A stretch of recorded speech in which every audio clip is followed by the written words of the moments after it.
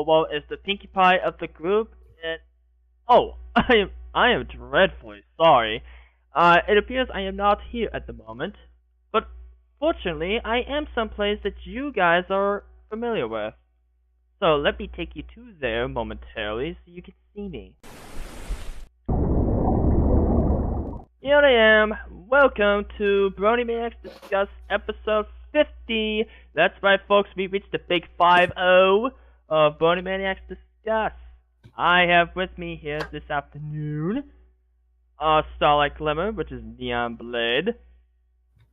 Hello, everybody, and nobody dares to do an Little Mermaid reference here. Fluttershy, we have Fluttershy, Miss Violet Bloom. Yay! Twat Sparkle, Mr. Sharpwit. God damn it! Hey, you know someone had to say that. I was waiting for that. I do the episode job. Thank you. You should say. And we have our Trixie, David Stipperford. I'm not going in the water, it's too cold. But you're already in the water. You're already in the water. It's too cold, warm it up. Alright, let's go back up to the surface so we can introduce the rest of the pony folk. On the surface, we have our Sunset Shimmer, Crimson. Under the sea. Crimson! Thank you, Crimson. Uh, Someone deserves it. somebody just popped the bubble. Freaking beat me to it! We have our Applejack, Miss Wolfie. What in stores again? Hey! You told me. Yep. So that was your fault. We have I am the element of honesty. Hashtag blame Applejack. anyways, we have our Maud Pie, Little Looney. Something about this episode smells fishy. We have Just all the puns. we have our Cheese Sandwich, Drizzle. A whole new world. Wait, wrong movie. Really wrong movie. I knew that was coming. It wasn't rainbows in the sky. Okay. And last, but certainly not least, we have our Apple Bloom, Blitz. Under the sea. Hey, man, See? don't sing that song, man. Take it from me. Get off my island. Stop an apple in it. Get off my island. Sorry, I recently just played through Kingdom Hearts 2 and had to go through Atlantica. I just want to gouge my eyes out right now. I know, trust me, I did too. And anyways, before we get too off topic, the episode we'll be discussing here this afternoon will be Surf and or Turf. An episode I thinking is going to be a popular episode this season. So let's see, you know the whole deal. We go in a random order on one positive, and then we go in reverse order for one negative. Then we will give our final ratings. But we're going to do something a little different here. That way the whole switching places won't get too repetitive. I will deal with the ponies in the surface world first, then we will go underwater for the rest of us. So, who shall go first? How Basically, we're going just like how the episode is. We start on land, and then we go in the sea. Good idea, actually. And then that would be the cue for the Little Mermaid song. Don't do that. Nope. Guys, Guys. focus. Anyways, up first shall be... How about you, Blitz? I don't want to go first. The one time I go first is the one time I don't want to go first, but yeah, okay. I'm just worried someone's going to nick my negative, because that usually always happens. But anyway, in terms of what I enjoyed about the episode is I can ironically relate to Apple Bloom. Ironic being that I am the Apple Bloom of the group. Because usually when my friends get into arguments, I'm usually the one who's stuck in between, and I'm just a bit like I'm a bit like, right, okay, let's chill. I know you want to kill each other right now, but maybe, just maybe, you should, talk it out. So that's ironic. Like, I would say my other thing, but I'm worried it will get taken. So, I'm just going to leave it at that because I reckon nobody else will probably know. That's generally what I'm saying. Bloom to myself was actually fair in this episode. Alright, who did you pass it off to?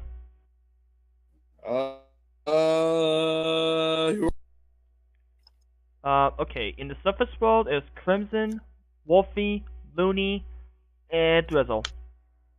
Let's go Drizzle. Yikes. He ended up picking me. Okay, so the positive I have is we got to see more of Sequestria and Mount Eris. We only got to really see those two places during the movie, and it's nice to see that we're going to get some continuation on the people and ponies that live there. Indeed. I said indeed. I agree. And they're continuing the hippogriff characters. Oh, crap, I can't remember her name. Silverstream? What? Silverstream. Yeah, Silverstream's got a brother too. Thank you. I'm sorry, I'm up too early, but I think that's all I got. Alright, who to pass it off to? Let's give it to Looney. Alright. One of the things I really like about this season so far, all the continuity nods towards the movie. Like Drizzle said, not only did we get to go out to Mount Eris, we also got some good world building for the hippogriffs/sea ponies. So I'm seeing what they do in their spare times and meeting more of their kind. I liked it a lot, and I wish to see more stuff carried over from the film. Yep, I can see that. So, who do you pass it off to if you're finished? Let's see, I'll give it to... Let's give it to Crimson. Okay, let's see. From watching the episode so far, I found it really interesting that we're learning a bit more about the hippogriffs on land and the sea. There is a bit of confusion. I can see that similarity in real life.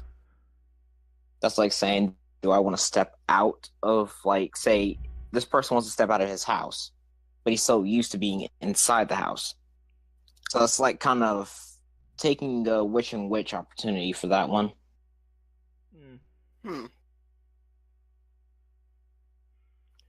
And which part of that you consider as home, or where you just want to see where life happens next for that. That's really understandable, to be honest. So far, I see how Silverstream's brother was kind of a bit conflicted, and I'm like, I think I've been there, and I know how that feels. By the way, if you don't remember the name of Silverstream's brother, it's Terramar. Terramar? Yep. And do I know something interesting about Terramar's name? Yeah. Is it may have been a merge of an Italian and a Spanish word. Oh, really? That's really interesting, actually. The Italian word is terrar, and the Spanish word is mar, which means land and sea. Oh! Yep, she is correct. Wow, I knew they did that on purpose. Uh-huh. Insert Kingdom Hearts joke here, awkward terror ye. Yeah. Anyway, I don't have a what's it called? Freaking hell, who's the other? I don't have a. Ventus. No, Crimson is here. Anyways, continue. Well, that's it for my positive. Don't think I have a negative later on when my turn comes around. So, every pony, let's go under the Not sea. yet. Hey! Not yet. Actually, Wolfie's up next. Wolfie's up next. And also, can we not overdo an under the sea reference because I don't want to get a Disney lawsuit. I was about to say that. As long as we don't play the fucking I was gonna say, think terribly and don't play the background music. That was my brother! Actually, I think I hear Disney's Lord knocking on the door Oh, right now. jeez. And I heard a scream and I was like, wait, what? Same here. Okay, I'm just gonna hop on my Nimbus and just stay up here. Yes! Mind if I join you? Wolfie! Okay, okay. We're on Wolfie, it's positive, right? your turn. Your turn. Go, go, go. Okay. How many people are listening? Shut up and go away! Can you slap him in the head? We Okay. appear to have some My technical positive. difficulties. My positive. Oh, no, wait. This will be Fine, go cut away. from this will be cut from Okay. YouTube, right? Okay, my positive. won't. This episode actually shows viewpoints with kids. I know I'm probably gonna get channeled for this. With like parents who are separated or divorced, and they're going back and forth between one parent and the other parent. How the kid. I personally wouldn't know because, but anyway, but it shows indecision that comes with it, like which parent the kid wants to stay with for a majority of the time. But they did a nice, I don't know, nice setup with it. I don't. Yeah. I know where Like you're I said, I coming from never- with that. Yeah, like the transference between like listen Sequestria, he's transferred to Mount Eris where his dad lives and back and forth. So yeah, I liked how they showed that with more of a positive outlook on it, and more of a, you know, the parents are still love each other, but they're separated, and yeah, that's all I got for my positive. All right. Now that everything is all finished, let's go underwater so we can meet with the rest of us. But before that, And no one say anything about that. No worries, I'm good. Can I say I really want to before we go, under the water. before we go, Wolfie, who do you pass it off to? Who do you want? I'll give it to Violet Shy. Alright, so Violet. let's go underwater so we can meet Violet. So go right ahead. Okay. Well, my positive is the song. Nice. Because honestly, I really like that song because it's actually memorable compared to some of the other songs in the series. And yeah, I had to say this song is definitely a great build-up for the little tension between Sweetie Belle and Scootaloo, since both of them didn't actually say their little discomfort about one place and their bias towards the other. Mm-hmm. But they only started coming out because of the song. Mm. And I especially like the ending bit. it was a good segue. Yeah, where Yeah. where it actually ends up in a fight instead of a song itself. Yeah. And the ending really, and the ending sealed the deal. That's it. This is the end. Don't ever talk to me again. That was perfect. True. That's true. I'll admit that was actually pretty good. Anyways, if you're finished, who do you pass it off to? I'm gonna pass it off to Sharpwit, but only because I don't want Twilight to try and steal the pearl again. Ooh. Yeah. Bang, bang, bang, bang, bang, bang, bang, bang, bang, bang, bang, shots fired. Well, Twilight is very, very close to dead jellyfish, so you can't blame me. Well, hold on. Before we go, I have a cheesy one.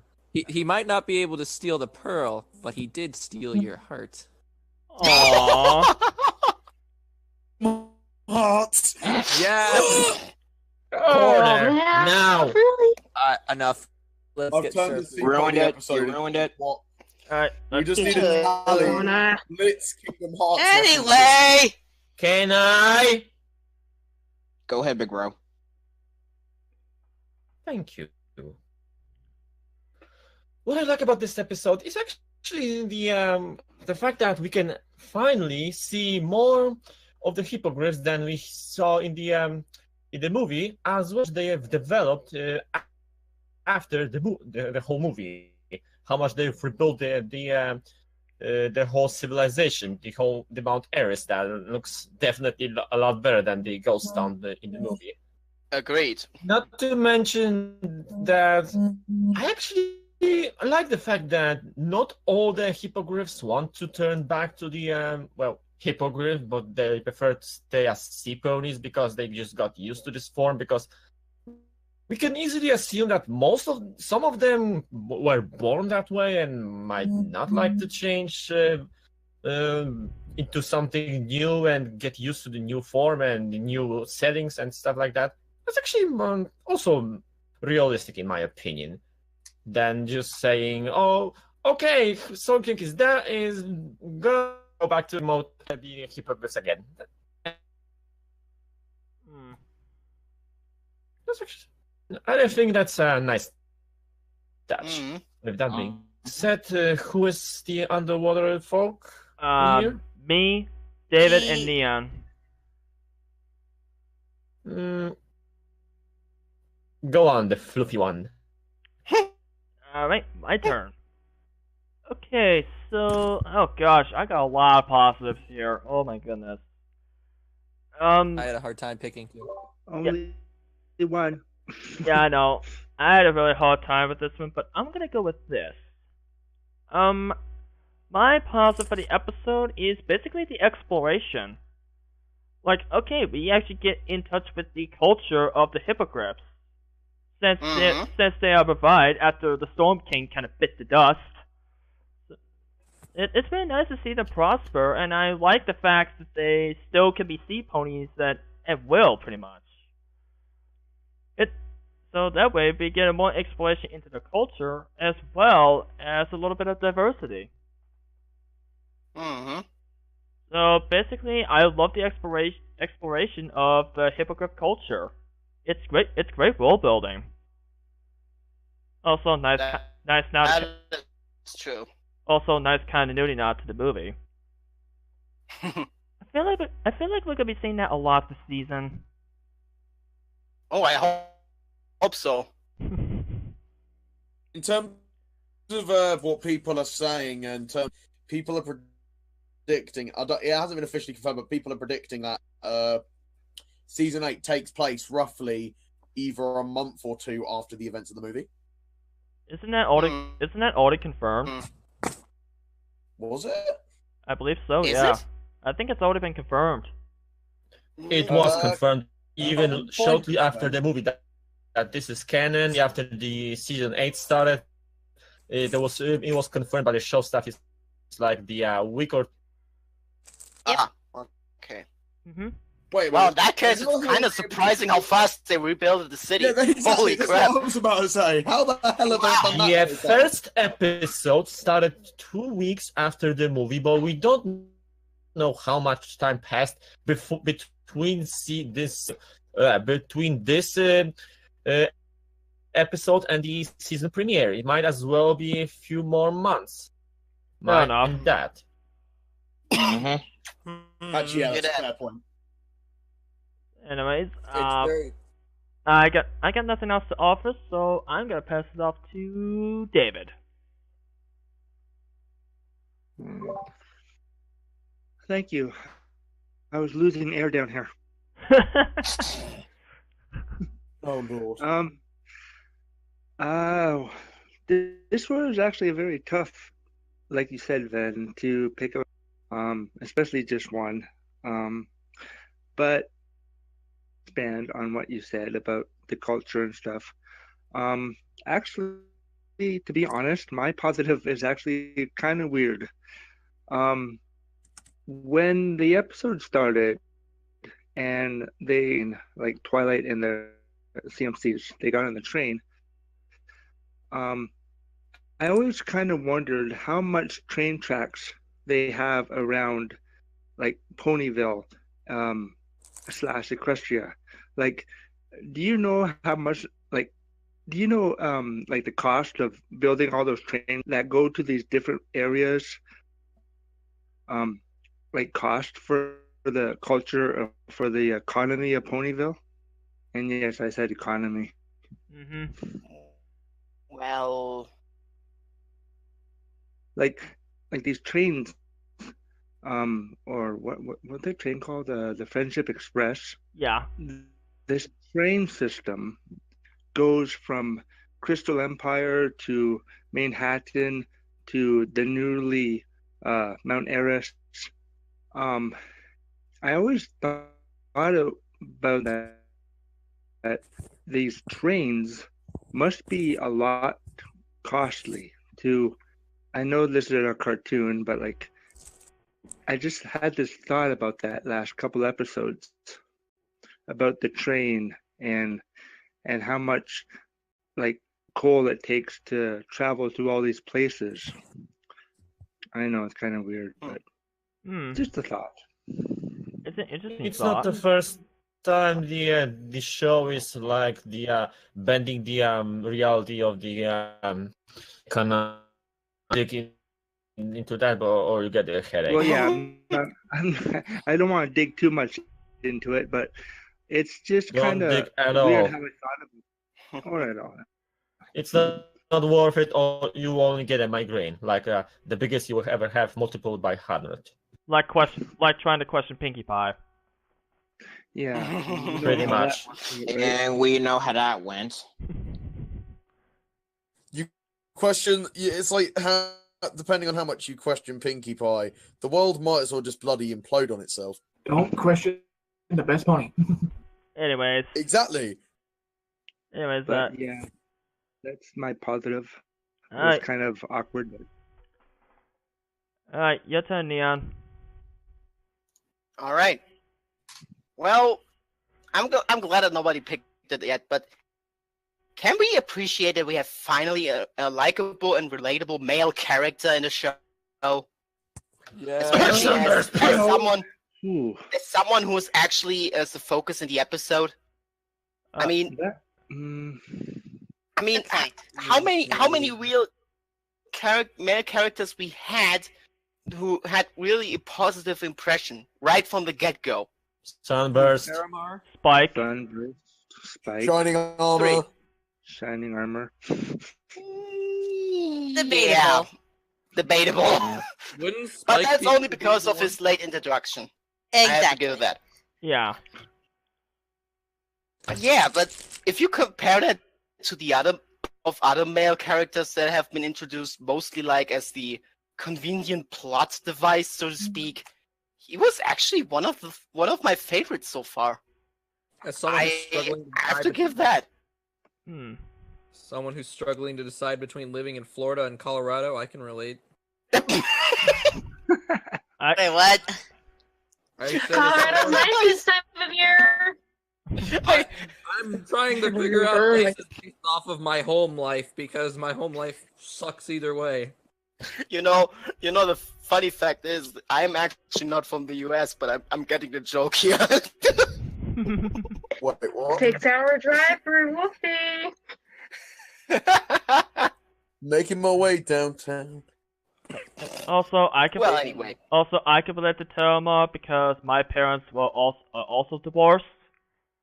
Same here.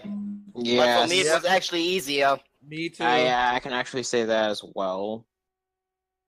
Although, And I guess that's actually something which makes him so likable in the first place, because he's actually one of the few characters I could get off my head right now. I could relate almost perfectly, especially with the situation he's in, and I guess that makes him so likable for me. That means Neon's gonna have 3 children come over to him and help him figure out his true destiny. No, Wait, what?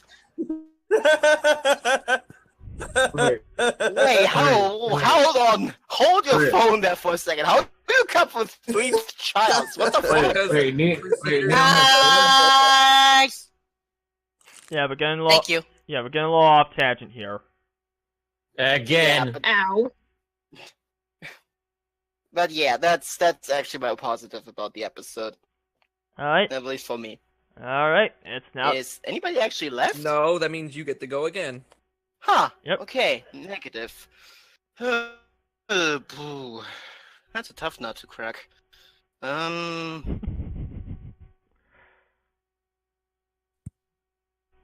Ooh. Shoot. I'm actually out of ideas at the moment. Shoot. You can just. Well, gee, now suddenly you have nothing to say. Oh, shush you. Give him I mean, if you can't think of a negative, you can always just pass it on.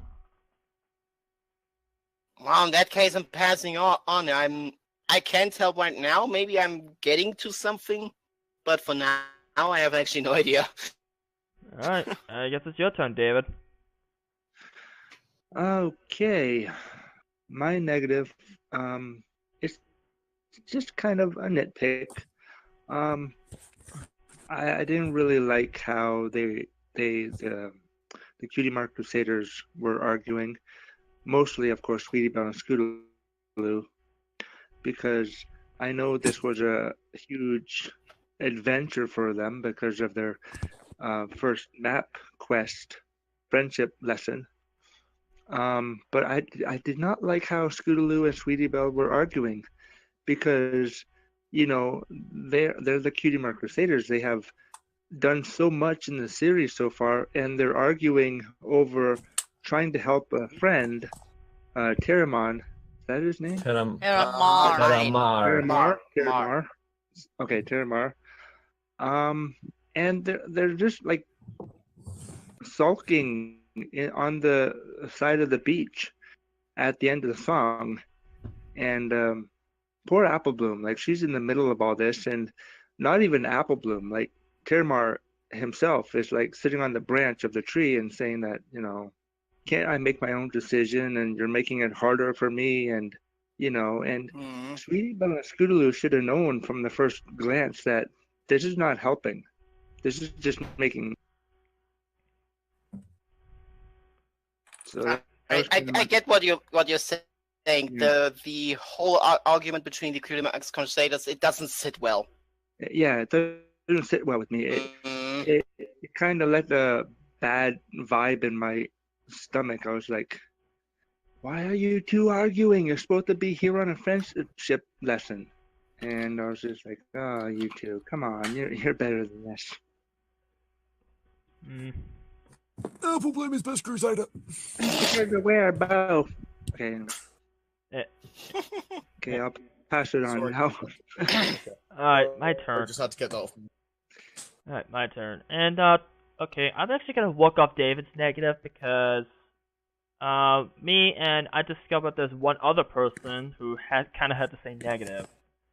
And that is the whole bickering between Sweetie Belle and Scootaloo. Am I the only one that felt like it kind of came out of nowhere? Yeah, I did, that's yeah. true. Yeah, fair point. Yeah, nope, you're not the only one.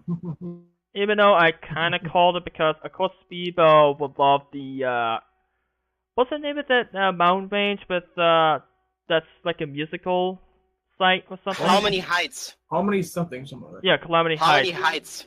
Okay, thanks, Neon. Yeah, that place. I kind of figured Speedball would like that because, singing and all that. Of course, I also figured Skulu would love Sequestria because, as she said herself, swimming is kind of like flying. Yeah. And I get the fact that Speedball loved it, liked Sequestria at first, but all of a sudden she started to dislike it, and it just kind of came out of nowhere. Yeah. I found like they rushed it a little bit with that. Rush like a Sweetie Belle in this episode. Yeah, I get it. Well, when it comes to the Emerald Heights, she's gotta go fast. To obligatory escape from the city reference here.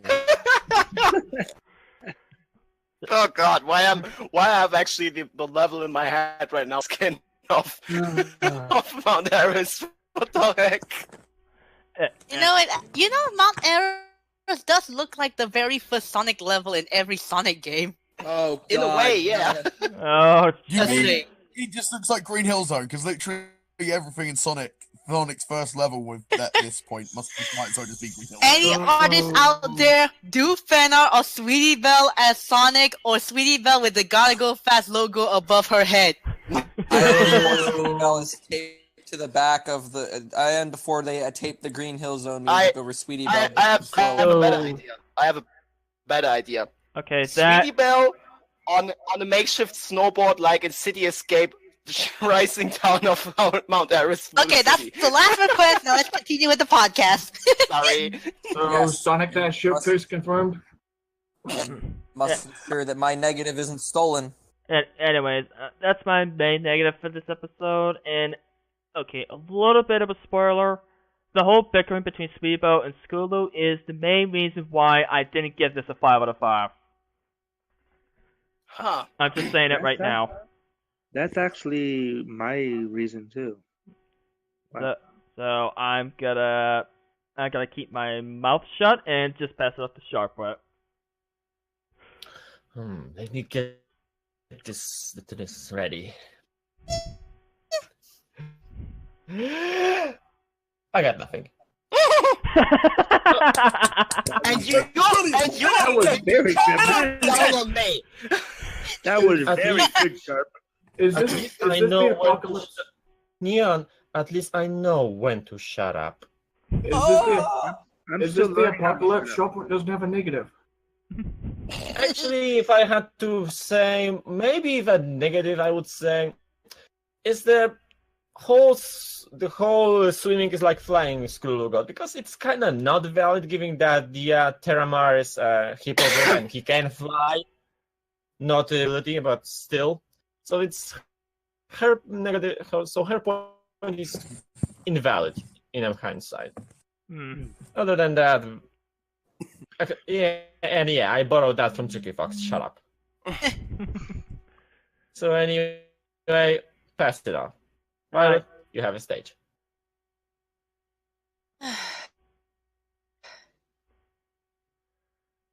Well, this is gonna be a really interesting negative. Well, listening. My negative is the fact that this episode was spoiled early, was leaked early. You beat me to it! No. Oh, wait, mine's still here. I'll be okay. Yeah, about that. Back in December, there was someone who managed to get access to a few season 8 episodes without the background music, and they posted it online. Since December, before the premiere of season 8 even aired, for crying out loud. I think that was even before any official trailer, because season 8 was pretty much confirmed during HasCon, so that was even earlier. So, but still. Yep. Yeah. Exactly. And the worst part for me, I I watched all of those leaks only to make sure that they were legit and to put up the announcements on the fan server just to let everyone know that there are those episodes that are already out. So don't look for them. I remember you doing Such that. sacrifice. Hmm. Oh yeah, this is more of a personal. This is more of a personal thing for me because I was spoiled for quite a lot of episodes of season 8 before a trailer even come out.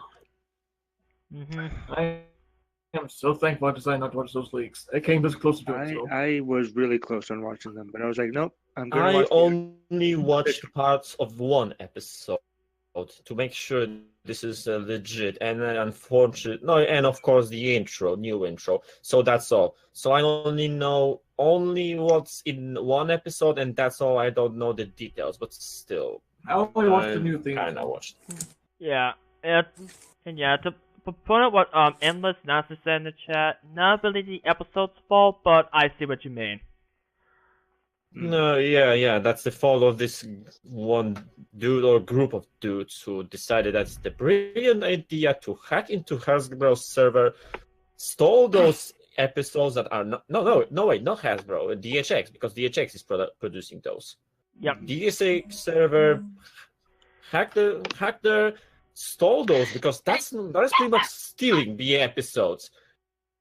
Because that's not finished and leak them to the internet. In hindsight, I feel kind of bad about watching the season 7 leaks. Well, I can go with season 7 spoilers because those were due to the messed up the schedule for some other countries like the Australia, Canada, and even Poland. Because I think the Equestria Girls specials were leaked before. True. Including the one with Star. That's true. true. I mean, full episodes were also leaked. Yeah, wait, no. There was also the MOP episode leaked earlier in Poland. That was the Gabby episode. I remember watching the 2 of the leaked season 7 episodes because I had to prepare for the guest appearance. I watched it with Even still, I can accept those leaks because, well, that's not exactly Hasbro's. That's still a legit premiere. That's still the legit episode. Yeah. This one is not legit. This was still stole from the DHX servers. Not to mention it was released before it even finished production. Exactly. Yeah. Thing is with these is basically it's a very thing that people actually do nowadays to actually get stuff leaked out. Basically, they got it from an FTP. Basically, these servers are called FTP servers. Basically, they go around and it's basically what companies use if they have international branches to share stuff. In Hasbro's case and DHX's case, it's mainly sending the episode off to be dubbed for obviously all the countries' languages. And I know people are going to hate this comparison, but obviously a similar thing happened with Kingdom Hearts 3, where a world got leaked. I'm not going to say what world it is if you haven't seen the trailer. A world got leaked because it got ripped off the Square Enix FTP server. And the thing is, these servers, people say that they're really secure. They're not. If you know how to get into them, you can get into any FTP server. They are really easy to get into, so people can easily just grab what they want, and just leak it. And it is really annoying. Yeah. Exactly. Luckily, they were caught before the rest of the season were leaked out.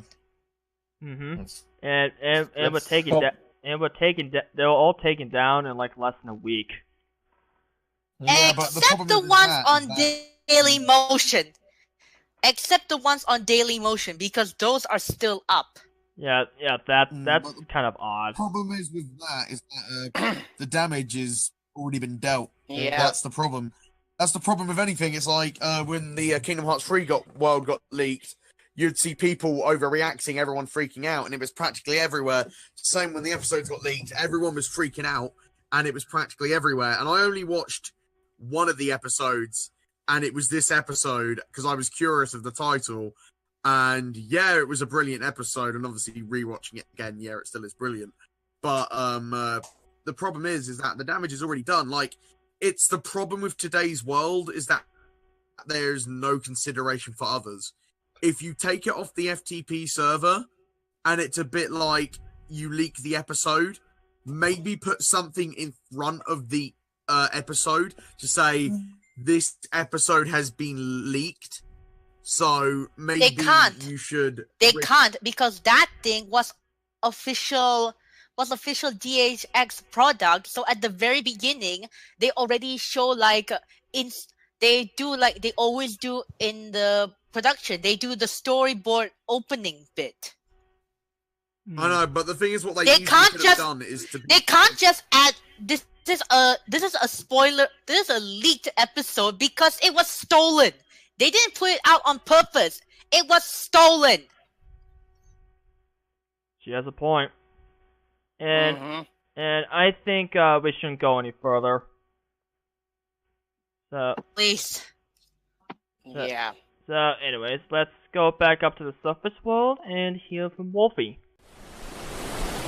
Okay, my negative is how come Twilight is the princess of friendship? Yes, the cutie map did summon the Cutie Mark Crusaders, but why wasn't Twilight keeping a better watch on the Cutie Mark Crusaders and the young Griffin they were helping? Not Griffin, Hippogriff. Sorry, sometimes. Anyway, why was it was supposed to be a friendship mission? But why wasn't Twilight keeping a better supervision on what was going on? I mean, yeah, I know the hippogriffs and the sea ponies were inviting her to do these things, but she said that when they were getting on the train that she's going along to keep an eye on them and also to get Silverstream's permission slip signed. But why wasn't she, keeping a little better watch on the Crusaders?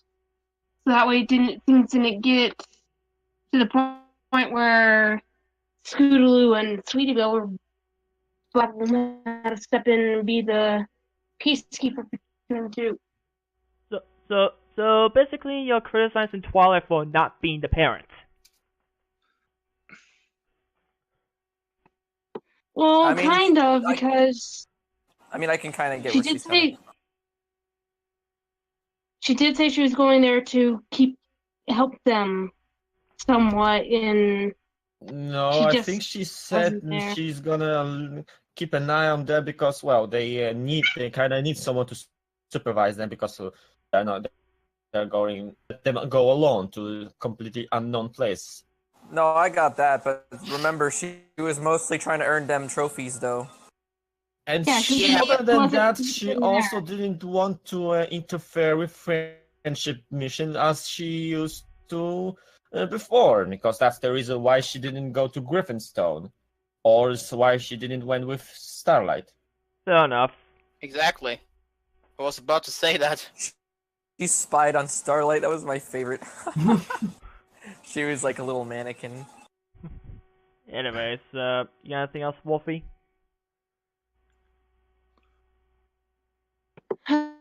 No. Alright, Nope. Crimson had to leave early, but he doesn't have a negative to work off of, so...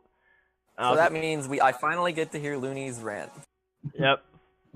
Oh, and before you do that, Looney, boy. here's your soapbox. Yep, give me the soapbox. Thank you.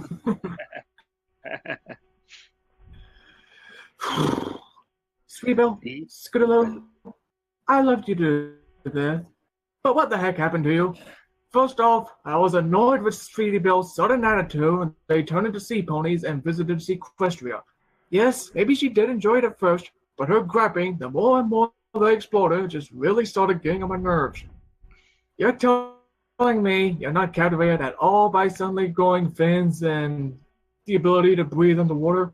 Like, I'm sorry, but that's not a very realistic response to such an experience, now is it? But then it gets worse. When Scootaloo and Sweetbelle break out into a fight over which home tour more to choose, it just seemed to come completely out of nowhere, just like Venom said, and comes across as a petty excuse to pick a fight and add conflict. Not to mention, it just completely takes focus away from Terramaw's own struggle. That kind of character development just ruined what could have been, what otherwise. Start with that. That kind of character development just ruined what could have otherwise been a fantastic episode. Seriously, Crusaders, I thought you were past this level of immaturity. Well, to expand on that, Looney, sometimes the characters have to fall back in order to learn a new lesson.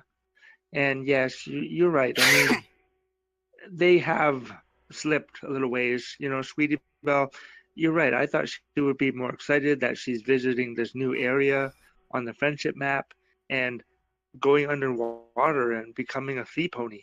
Like, I thought she'd be like, yay, I get to swim with the fishes and meet new friends and the other sea ponies. But you're right. They she's just like, it's too dark, or I can't run on the ground. Like, what the heck, Sweetie Belle? What the heck? I know. But No, like I said, you wanna know something, guys? What? If they had gone to Sequestria first, or if they had never discovered harmonizing heights, would Sweetie Belle's opinion change? That's an interesting question. Well, to be fair, it actually really stopped because Sweetie Bloom was so fascinated from Sweetie Bloom. Sweetie Bloom. Sorry for that. Excuse me, it's a little bit late in Germany already. Anyways. Yeah, but that's like you said, because they saw the first location first, she was so fascinated on it. To downward Sequestria because of it.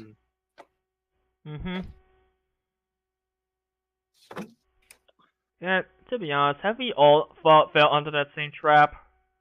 I think we all fall in that category. Where we visit places in real life that we're not too keen on, and we give it like, why am I here, and what sites are there to see, and we give it like a negative review, you know? And if I can add more to this, the way to fix this episode is pretty simple. Perhaps instead of having Terramaw's frustration come from the Crusaders bickering, have it come from his own inability to choose for himself. Well, I thought he There was already a good internal conflict, so having the Crusaders crumble a bit was really unnecessary. And the rest of the episode could have played out exactly the same. Yeah. But no, they decided to have Sweetie Belle and Screwloaf just argue for no reason. And I can really see where you're coming from, Looney. Yeah. Yeah, I do agree that it does distract from Terramaw's struggle, which, by the way, would have been a much more interesting conflict. But I can actually overlook that slightly because of two reasons. First off, I do get the feeling that they did learn their lesson in the end, so that's a plus. And second, and I know this is kind of a weak excuse, but they're still kids. Yeah. True. Yeah, they are still little kids, so they're still learning about the friendship aspect of it all. You know, and they're going to make mistakes, right?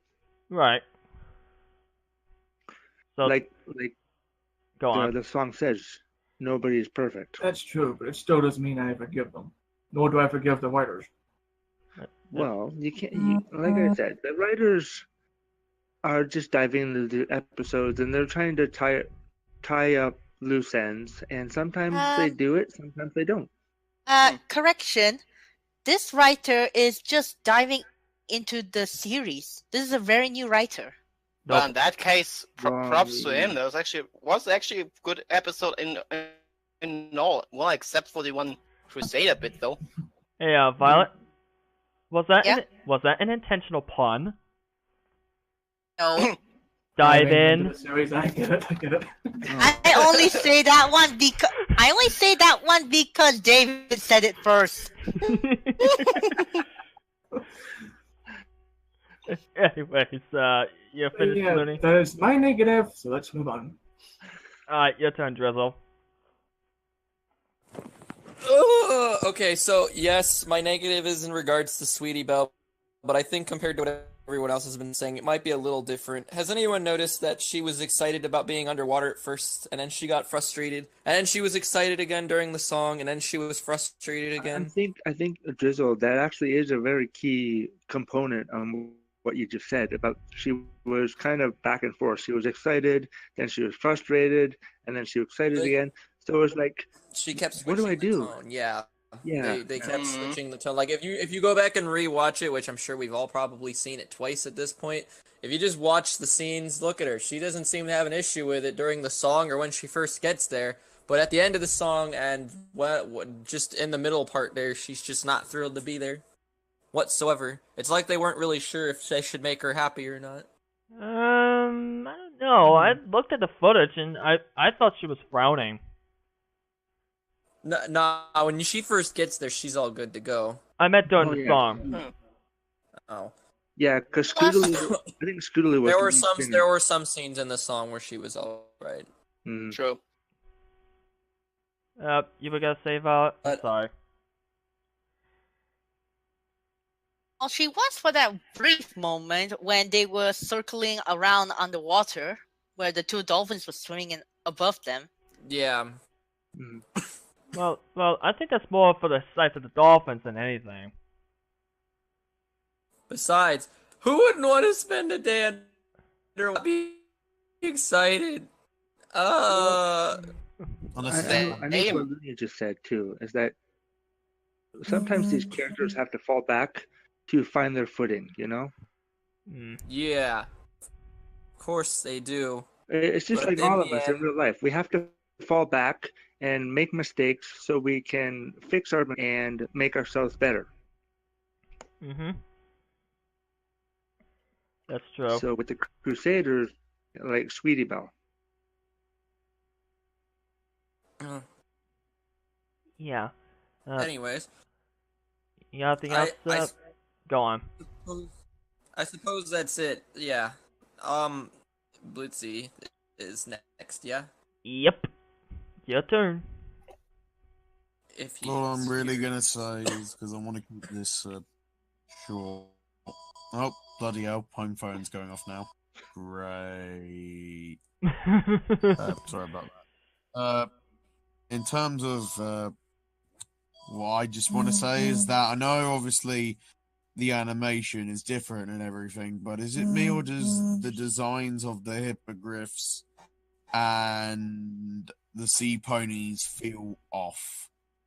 But then again, it's probably coming with the fact is that we've only seen them in the movie in basically one episode so far. So obviously, yeah, it's going to take time to get used to. There is one negative that I think we can talk about, but I think I'll let Blitzy finish first. Yeah, but anyway, I'm probably gonna have to go. I'm probably gonna have to go in a minute anyway, because I've got a family who's coming around and unexpectedly. Okay. In terms of that's the only thing that I'm a tad bit annoyed with is that's why it's not really a perfect episode. It's probably because obviously we're not used to it yet. The designs of the sea ponies, because if you look at the scales on Twilight, and then you look at her scales in the movie, her movie model, she looks really, really shiny and everything. But in here, they just look like they've just doodled a ton of white dots onto her and just called it a day. That's because it was not a high budgeted movie. Like I know. Yeah. That's obviously what I'm trying to get at. Obviously, the movie was different. Yeah. So obviously the show. It's just that they were using different animation software. The show is using Flash, while the movie was using Toon Boom, which is superior to Flash. It's just that's just a general little nitpick. Is that I'm not really a fan of the. Give it a few episodes, and I'll probably be a fan of the designs. Yeah, that's a movie budget versus a TV budget for you. Anyway, I've got to head off. So do you mind if I give my rating now, quick? But just about to get there, so go right ahead. I give it a 4.5 out of 5. All right, 4.5. And I shall see you lot later. That's done up strong here. All right, Drizzle, what would you give it? I'm gonna give I don't really have any issues with it. Besides, it's a lot of character development going on here. And falling back, of course. I don't want to offend anyone. So, what would you give it? 5 out of 5. 5, eh? Yeah. Alright. Excuse me. Before we go further, just a quick update. Yoshi couldn't make it, but he did give out a rating, and he gave it a 4.5 out of 5. And I just got one from Scapegoat and said he'll give a 4 out of 5. So that counts. So Looney? 3 out of 5.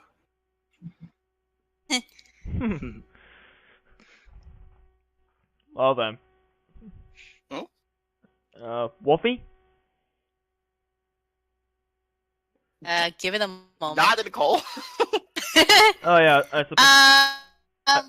yeah, I was supposed to ping her. Okay. She can't get back. I already pinged her. Okay, thanks. She said she can't get back, but she did give it a 4 out of 5. So that's settled. Alright, back in the water we go for the rest of us. Violet, what would you give it?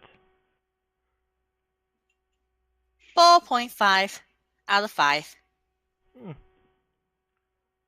Okie dokie. Sorry. But what the Apple Wolfie just typed in the chat. I have to look at that. Sharp? You know what? Because this is the first actually good episode in this season besides Premiere. I'll give it 5. Let's be generous for the time, because I really enjoyed this episode.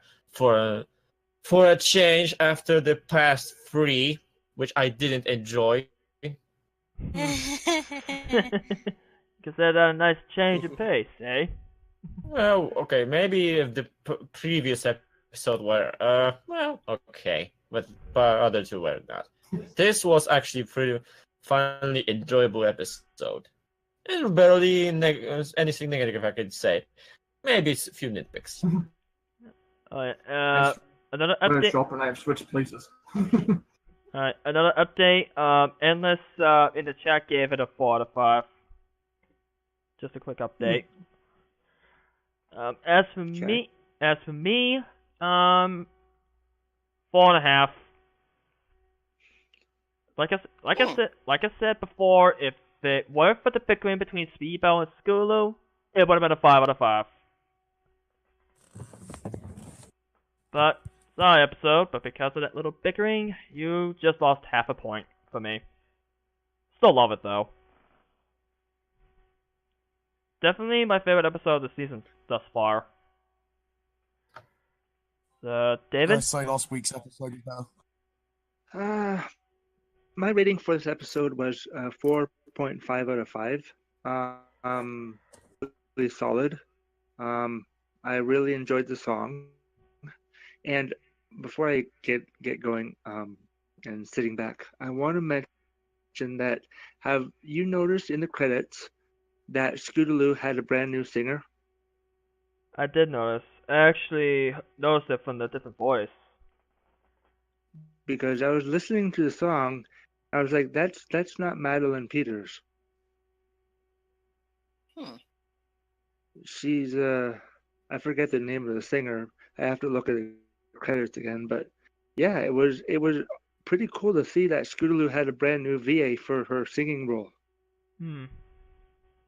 But it was a really solid episode. I enjoyed it.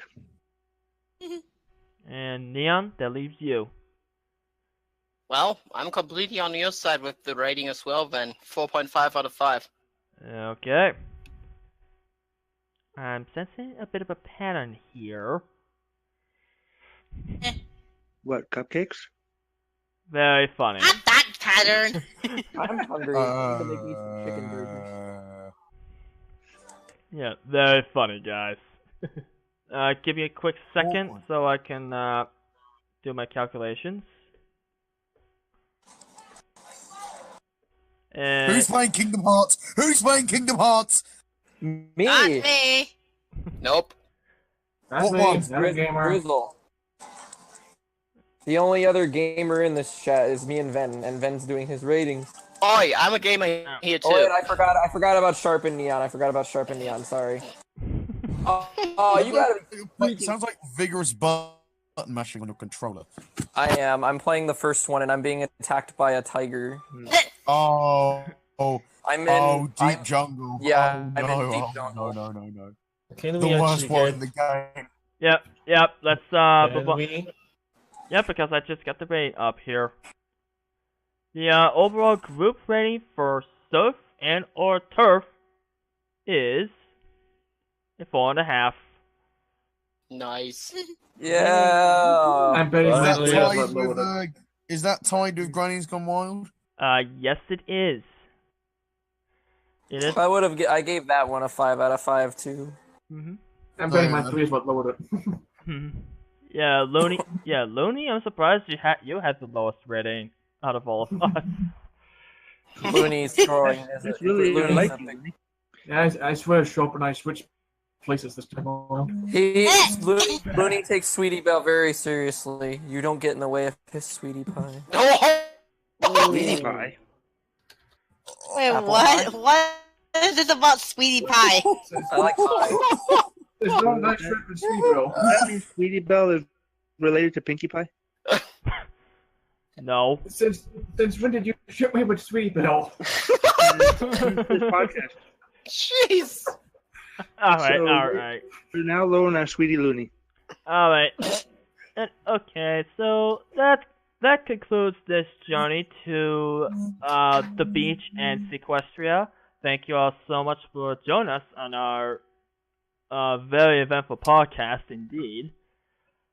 Tune in next week where it's gonna be quite a doozy. Because the next episode we'll be covering is literally titled Horseplay.